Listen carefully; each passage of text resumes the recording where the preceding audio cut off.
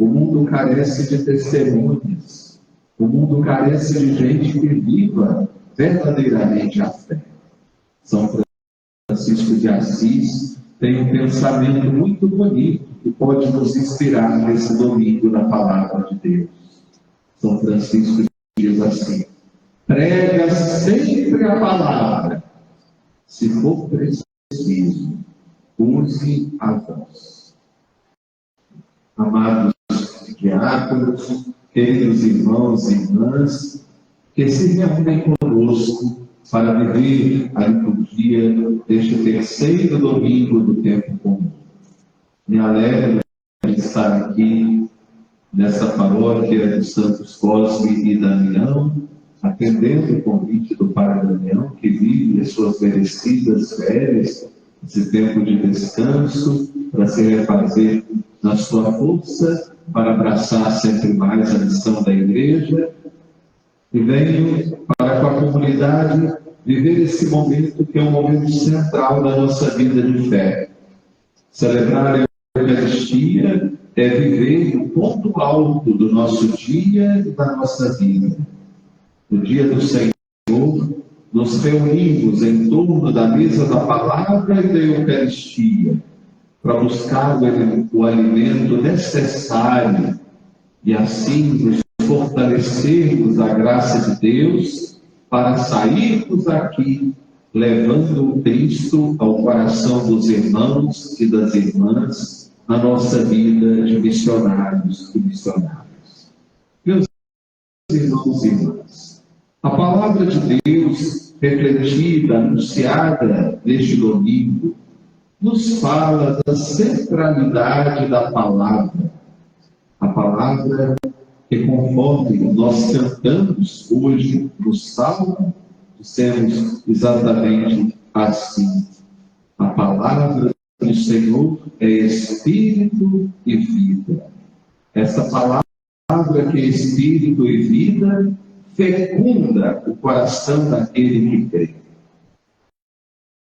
Em 2019, o Papa Francisco estabeleceu o terceiro domingo do tempo comum como domingo da palavra.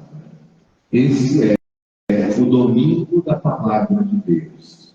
Aqui no nosso país, no Brasil, a Conferência dos Bispos pediu que nós continuássemos conservando o Dia da Bíblia no mês de setembro, o último domingo de setembro.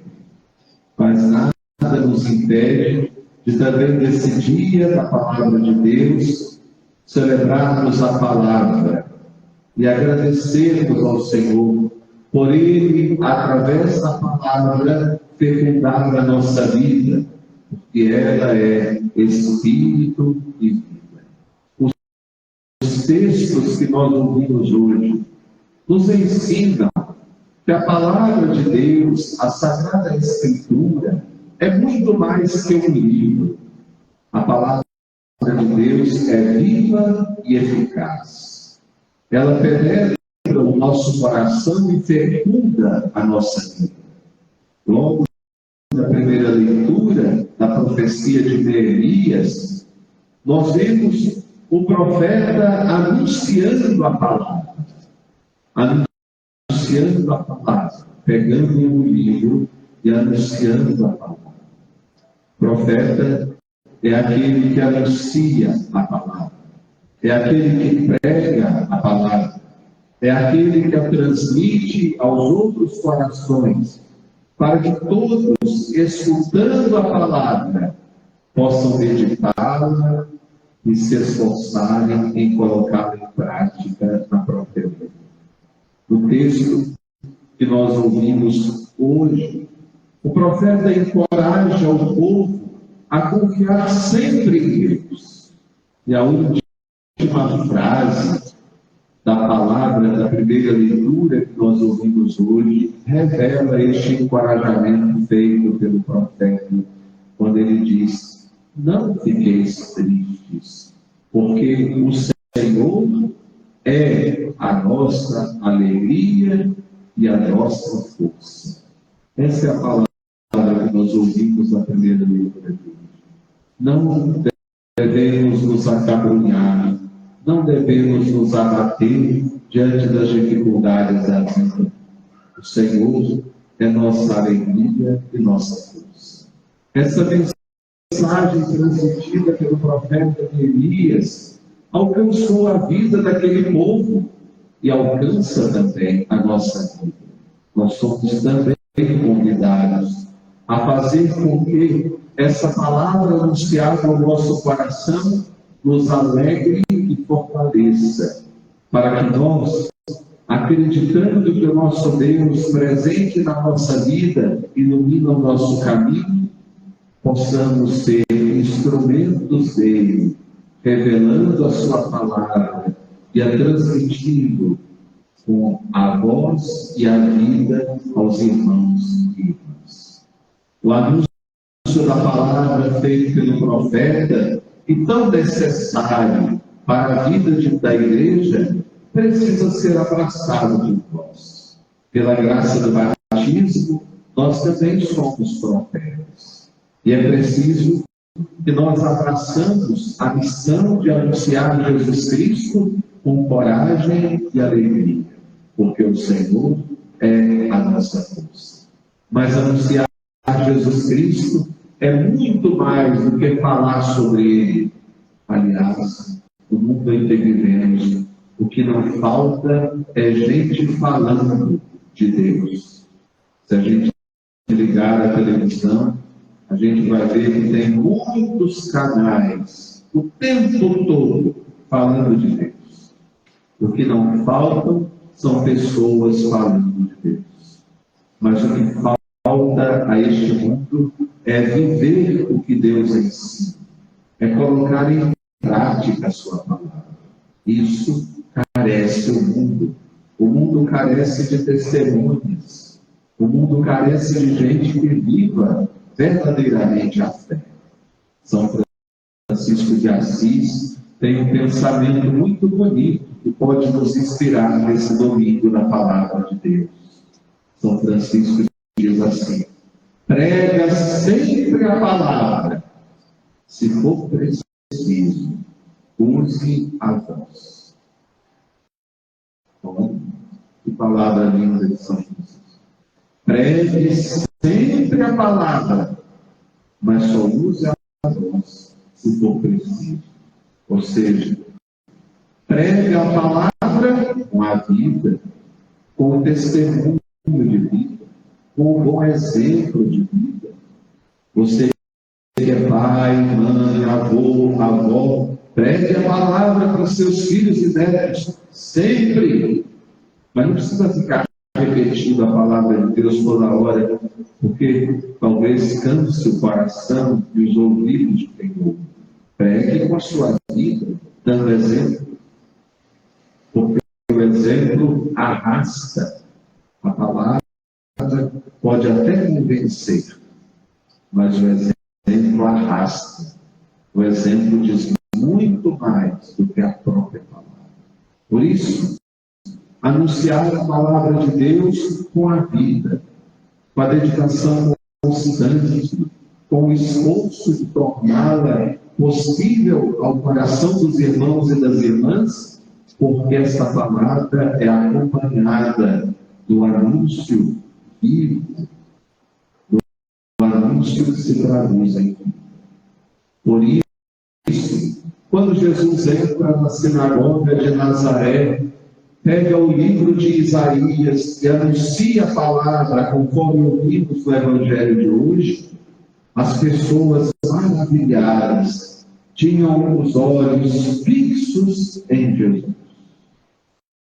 Porque ele não prega só com a voz, ele prega com a vida. Essa palavra que nós ouvimos no Evangelho de Lucas, há pouco proclamada, é também uma palavra que deve nos ajudar e nos inspirar neste domingo. Irmãos e irmãs, é preciso que, diante do anúncio da palavra, nós fixemos o olhar em Jesus. As pessoas de Nazaré tinham os olhos fixos nele e ficaram maravilhadas com aquilo que Jesus lhes dizia. Jesus apresenta na sinagoga o seu projeto de vida. O Espírito do Senhor está sobre mim. Ele enviou para anunciar a boa nova aos pobres, para libertar os cativos, para curar os corações, para instaurar o ano da graça do Senhor. É o projeto de vida de Jesus, que ele anuncia no início da sua vida pública.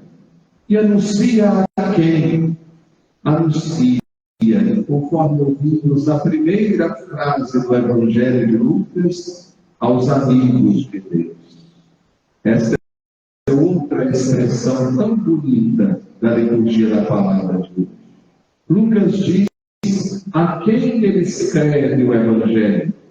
E ele fala de uma pessoa, diz até o nome dessa pessoa, Teófilo. Mas aqui, esse nome quer dizer muito mais do que uma pessoa. Esse nome tem um sentido muito profundo. Esse nome vem do grego, e na configuração da sua palavra, esse nome tem um significado muito belo. Theos significa Deus em grego. Philos significa amigo. Teófilo significa amigo de Deus. A quem Lucas diz que escreve o seu Evangelho? Aos amigos de Deus. Aos amigos de Deus. Então, Lucas escreve o Evangelho para mim e para você. Para sermos verdadeiramente amigos de Deus, precisamos manter os olhos fixos em Jesus. Nada pode nos desviar da atenção que deve ser direcionada a Ele. Nada pode nos distrair. É preciso que os olhos e o coração se voltem sempre para o Senhor. Amados irmãos e irmãs, é um desafio para nós mantermos firmes e atentos à palavra que nos é anunciada. Às vezes, eu costumo dizer nas comunidades onde celebro que eu gostaria de fazer uma experiência. Quem sabe um dia eu a faço, não será hoje, pode ficar em paz. De quando terminar a missa, ficar lá na porta da igreja, perguntando para cada um que veio à missa: fale para mim uma palavra do Evangelho que você ouviu hoje. Eu acho. Tem um dia que eu fizer isso, mas vai ter tanta gente que vai passar no mundo. Eu costumo brincar, tem gente que vem à missa, parece que só de corpo presente. O corpo está aqui, mas a mente e o coração, só Deus sabe onde estão. Olhos fixos em Jesus, ouvido atento ao que Ele diz, porque se no final da missa a gente já não se lembra do que foi anunciado no Evangelho, o que a gente vai levar para casa um projeto para viver? Nada pode nos distrair, nada pode tirar a nossa atenção, porque a palavra de Deus é viva e eficaz, é espírito e vida, conforme ouvimos na liturgia de hoje. Que esse domínio da palavra, ele nos inspire e nos ajude, para que, atentos ao que o Senhor diz, nós nos coloquemos sempre a serviço dos irmãos e das irmãs. Quem ouve a palavra, quem tem os olhos fixos em Jesus, é chamado a servir, a colocar em prática os dons que Deus lhe concedeu. A palavra que nós ouvimos na segunda leitura de hoje, da carta aos Coríntios, nos falou dessa verdade. Paulo compara a igreja com um corpo e diz que assim como o corpo tem muitos membros, a igreja também tem muitos membros. E cada membro é importante. A mão não substitui o que os pés fazem. O ouvido não substitui o que a boca faz. Na igreja também é assim. Você, cristão leigo e leiga, não substitui o que eu, como bispo, faço. Mas eu também não substituo o que você, leigo e leiga, faz. São membros diferentes no mesmo corpo. Cada um assumindo para valer a sua missão, anunciando Jesus Cristo com coragem e alegria para que o mundo creia. Que assim seja. Amém.